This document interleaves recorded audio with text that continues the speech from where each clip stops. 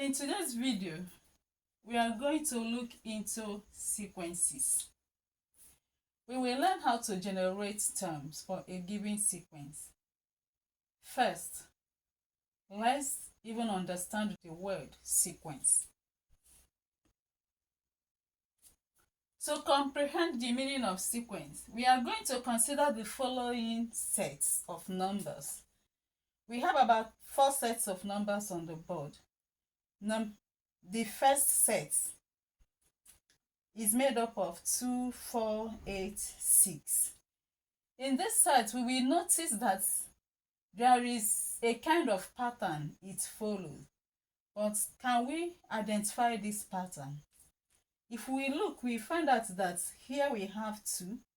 If we multiply this 2 by 2, we get 4. 4 multiplied by 2, we get 8. 8 multiplied by 2 will give us 16. So this set of a number is generated by multiplying a given number by 2 to get its successor. That is, if you multiply the preceding number by 2, we get its successor. By 2, we get its successor, right? Okay, remember that each member of the set is called a term. So this is a term, this is a term, this is a term, and this is a term, just like that. So you can see that this one is, the first term here is 2. So we said 2 multiplied by 2 gave us 4. Then instead of even writing the second term, which is 4, we can also continue with the first term, which is still the 2. So we say 2 multiplied by 2 to power 2, because 2 to power 2 will give us this 4, right? So it's equal to 8. So it means that we can find a general form to generate a given term for a particular set. Now, see the pattern that this is following. We have already the first term. To generate the second term, which is this, we multiply by the first term by 2 to power 1. Remember, 2 to power 1 is still the same number. 2 to power 1 gave us the second term. The third term was multiplying the first term by 2 to power 2 to get the third term. So to get the fourth term, we multiply by the first term by 2 to power 3 to get the fourth term. So to get the fifth term, we multiply the first term by 2 to power 4. So it means that to get the sixth term now, we will multiply the first term by 2 to power 5. Are you understanding? So in this case now, we cannot generate formula for nth term. Nth term is the term we don't know. Remember that this dot here shows that the set of the number is continuing indefinitely, is not stopping. Are you understanding? So one may ask you to generate number for the 20th term, for the 50th term. Do you understand? So in that case now, if I am asked to find the 50th term of this particular set here, so what I will write is that I will say that 50th term, for 50th term, will now be 2 multiplied by what? 2 to power 49. Remember, for 50th term, n becomes 50. Do you understand? So I will now have n minus 1 will give me 49. So it will be the first term multiplied by the 2 to power 49. I hope it's not confusing. You can try it. You can just use something like 8th term. 8 is not far. So by doing this, you can get the 8th term and also use it to try the formula and see whether if you get will be exactly the same. In the same way, we can generate the formula for nth term for the second set. Let's consider the second set. The second set has the members 1, 3, 5, 7, 9, and the rest. Okay, we know that the first term is 1. What did we do to get the second term? If you look at the pattern, the first thing is to identify the pattern. So looking at this, it means that 2 was added to the first member to get the second member. 2 was added to the second member to get the third member. Can we see the pattern is following? So with this, we can generate formula for getting any nth term, any particular term. Now let's go. Remember that when we did that of the second member, this thing is the same thing as 1 plus 2 multiplied by 1, because 2 multiplied by 1 will give us 3. Okay? So for the third member, we said 1 plus 2 multiplied by 2 for the third number. For the fourth number, we said 1 plus 2 multiplied by 3 for the fourth number. Then for the fifth number is what? 1 plus 2 multiplied by 4. Are you getting it? So what do you think the sixth member will be?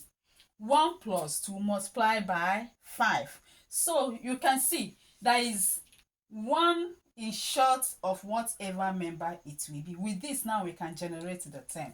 So it means that nth term will be what? 1 plus 2 multiplied by n minus 1. Such that if one asks us to generate the 8, okay, here we stopped at what? This is the fifth number. Now let's generate the seventh number. The seventh number, for seventh number, it means that our n will be equal to 7. Right? So the formula will be what?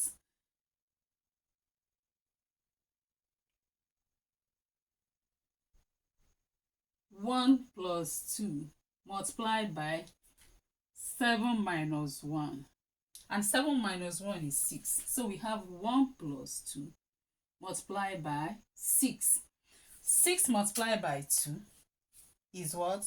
12. Plus 1 is 13. Now, let's check if we are right. Just by adding 2, right? 7 plus 2 is 9. 9 plus 2 is what? 11. 11 plus 2 is what? 13. 13. Now, let's check if that 13 is actually the seventh number. We have 1, 2, 3, 4, 5, 6, 7. Did you see it? Okay. Now, let's consider the third set.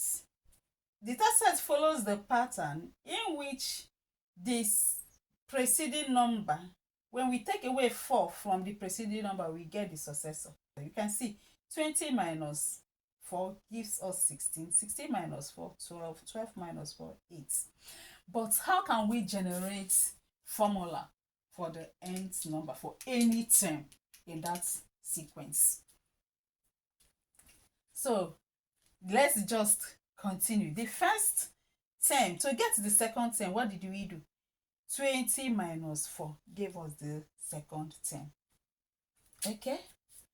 To get the third term, remember that this is 20 minus 4 multiplied by 1 give us the second term. To get the third term, we do 20 minus 4 multiplied by 2. To get the third term, we have 20 minus the fourth term, we have 20 minus 4 multiplied by 3 to get the fourth term. Then to get the fifth term, we have 20 minus 4 multiplied by 4. Then it means now that for us to get the sixth term, we will have that our n should be what? 6 here. So we have that sixth term will be what? 20 minus 4 multiplied by 5. Do you get it? Okay, now let's see. 20 minus 5 multiplied by 4 will give us minus what? 20. We give us 20. So 20 minus 20 will give us what? 0. It means that the sixth term will be what? 0.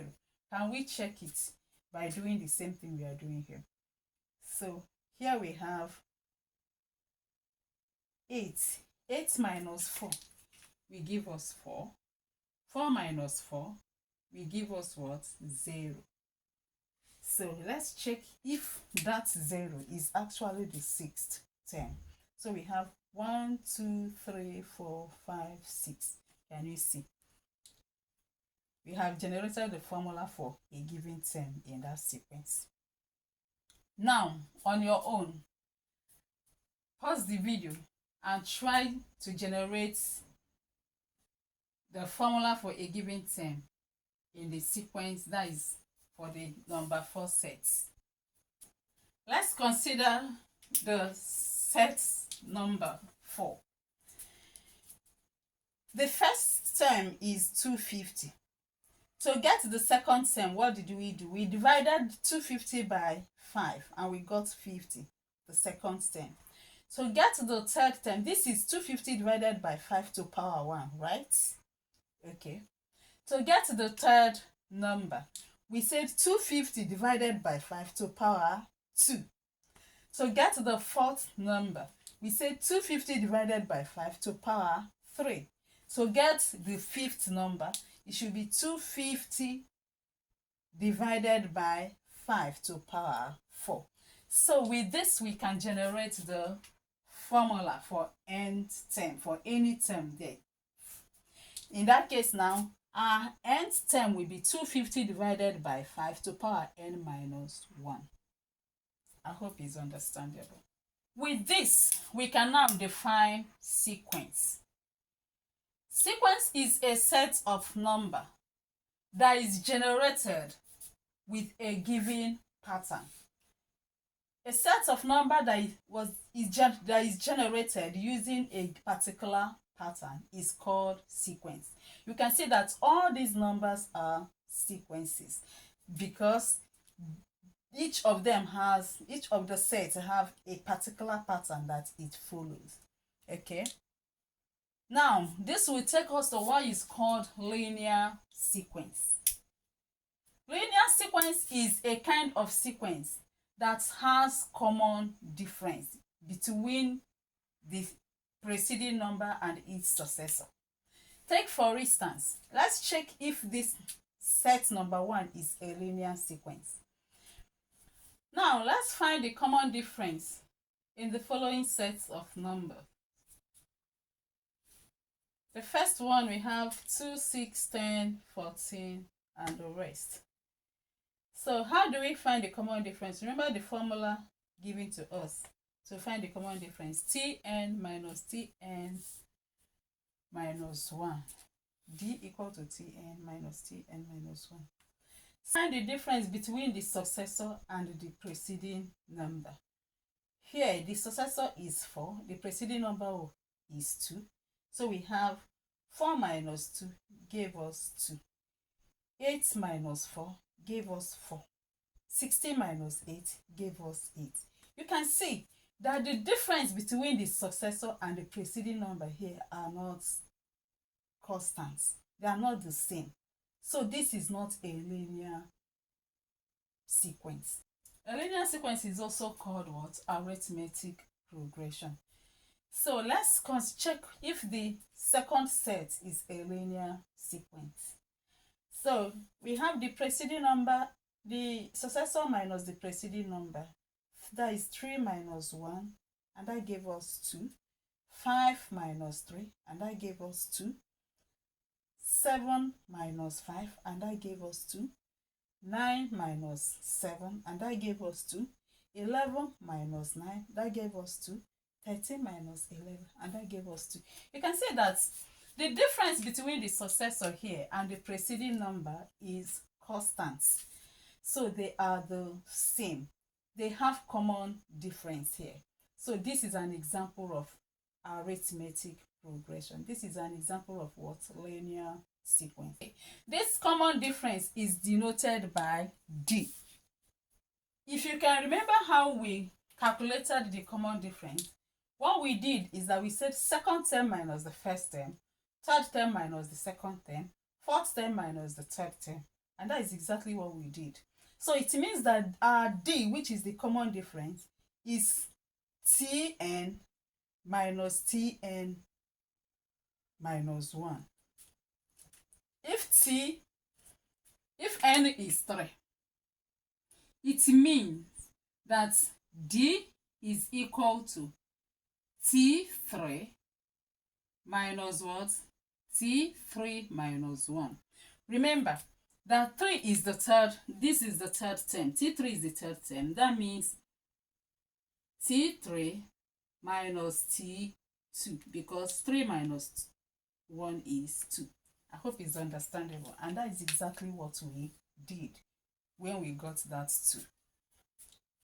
Considering the first, that is the second, this thing, we have that d is equal to t2 minus t1. Because if n is equal to 2, then it means that tn minus 1 is 2 minus 1, and that will give us 1. So we have 6 minus 2 gave us what? 4. T3 minus T2 will give us 4. That is 10 minus 6 will give us 4. T4 minus T3, that is 14 minus 10 will give us 4. You can see that the common difference is equal to 4, right? Now let's consider the second set. We have 81, 74, 60, 760. We know that the formula for common difference is the successor minus the preceding number. Here the successor is what? 74 minus 81. That is 74 minus 81. And that gave us negative 7. 67 minus 74 for T3 minus T2. And that gave us negative 7. So you can see that the common difference here is negative 7. Pause the video and try number 3. Okay. We have the second term minus the first term. That is negative half minus negative half minus half. So the LCM is 2. So if you carry out this operation, we get what? Negative 1. So the next is what? Let's check if we still get the same thing if we proceed. If the common difference is constant. If we convert this to improper fraction, we get negative 3 over 2 minus what? Negative half. And negative multiplied by negative is plus. And that is that. So we got negative 1. So you can see that the common difference is negative 1. Try this one. Please, if you like this, click on the subscription button, click on the like button and then the bell, so that when next I upload new video, you will be notified to come and watch.